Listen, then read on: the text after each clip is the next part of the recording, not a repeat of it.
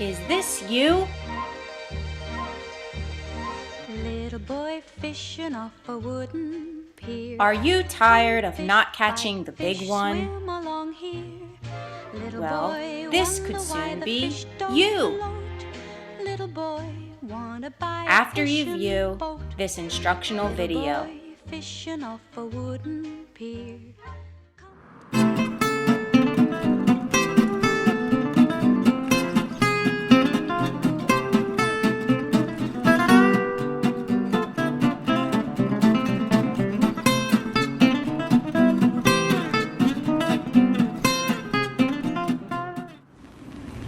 Hi, I'm Bill Cott with Cott the Limit Charters, and I'm here to give you some information on flounder fishing, the backwaters and the inlets of New Jersey.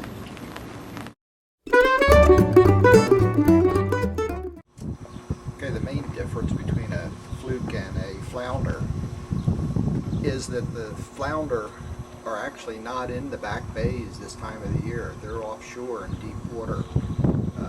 Catch the flounder in the wintertime, but people refer to flounder in the summertime as we're going flounder fishing, but actually they're catching fluke. And the main difference physically is the fluke are larger. They can get as much as 14 pounds. It's not unusual to get an 8 or 10 pound fluke. Where the flounder, it's a winter variety. They're much smaller, they have a smaller mouth, but they look similar. A small one, but they'll change color because that's the side that they lay on the bottom like that, and their underside is white. They have no eyes on this side because they're not necessary. Both eyes are up on that side. They got a pretty good mouth. They're a predatory fish, sharp teeth. This is a small one. They have to be 18 inches in New Jersey to keep them. No spines, everything is smooth on them. And they're a bottom feeder. They're down on the bottom all the time. And when something comes by, they swim up and grab it. And today, I'm going to throw him back.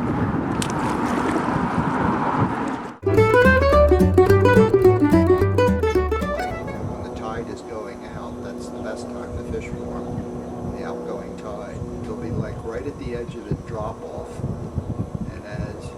When you're fishing for them, you drift over these drop-offs, and just as it starts to go down, or just as it starts to come up out of a drop-off, that's when they'll hit.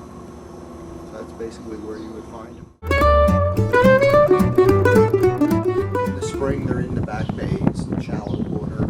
As the summer starts in, we get into late June, early July, they start to migrate into the channels and then also into the inlets. And then by the time you get to middle to the latter part of July into August, they're already on their way out to sea. And of course each area requires different techniques and strategies to catch these fluke.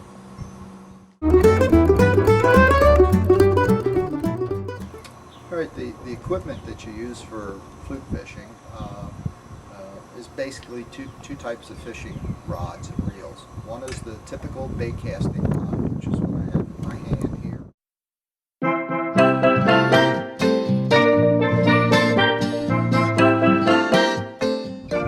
And the other type is the typical spinning rod.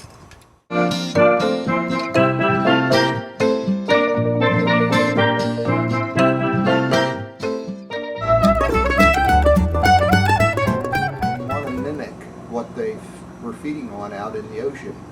In most cases it's mackerel or squid, and that's what we like to use. We'll take mackerel and cut it in strips and marinate it in like a salt brine solution with like cheddar crab oil, and we'll use that. And that's very effective because they're familiar with that.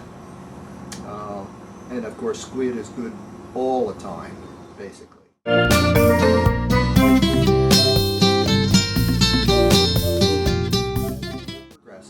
Progresses, we get into using, like in June we start using artificial things.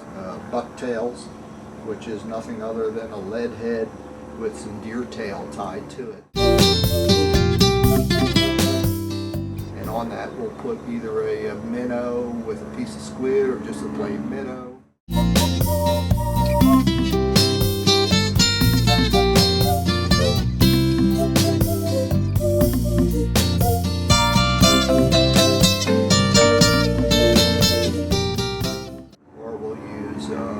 Artificial product called, made by Berkeley, called Gulp.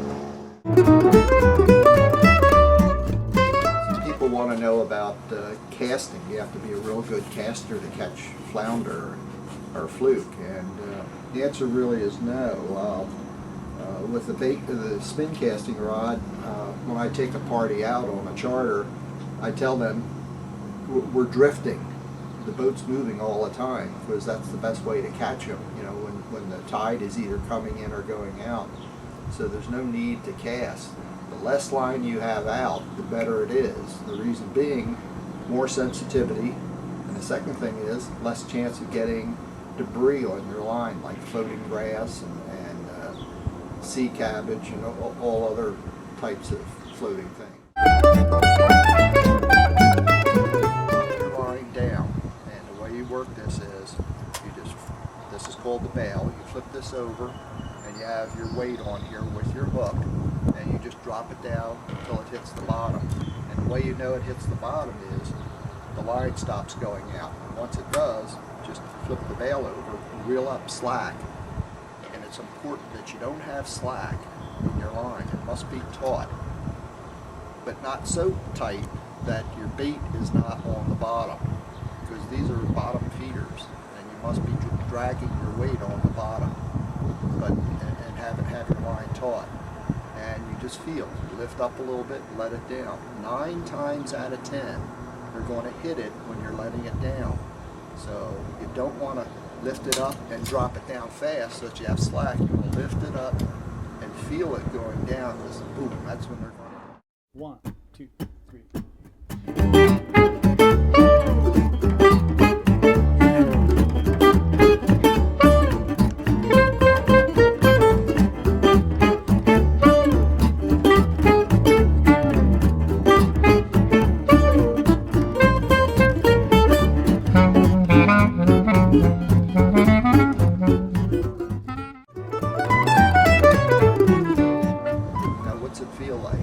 Hard to describe because each one's different, but generally you lift up and you'll feel like an unusual thing, and it's like a tap tap, or it'll feel like something's very heavy on your line all of a sudden. And what you do then is make sure you have your slack out, and then I refer to it as crossing their eyes. You pop that rod up and you're not going to break the line if your reel is set right. This device back here is called a drag. The drag is set, so when the fish hits, you're not going to break the line. The reel automatically will allow the line to go out. So that's basically how we fish for them, what you're to feel like.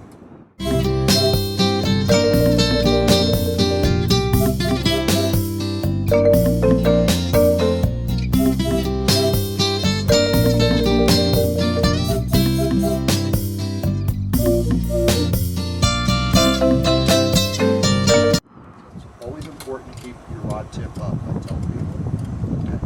And then you don't want to bring the fluke's head out of the water because they shake violently.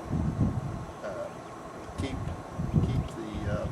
the fish under the surface, reel them in, and the person, the mate or the captain, will have the net in the water, and your job as the angler is to walk that fish into the net, and then the captain will lift it up, or the mate will lift it up, and got your fish.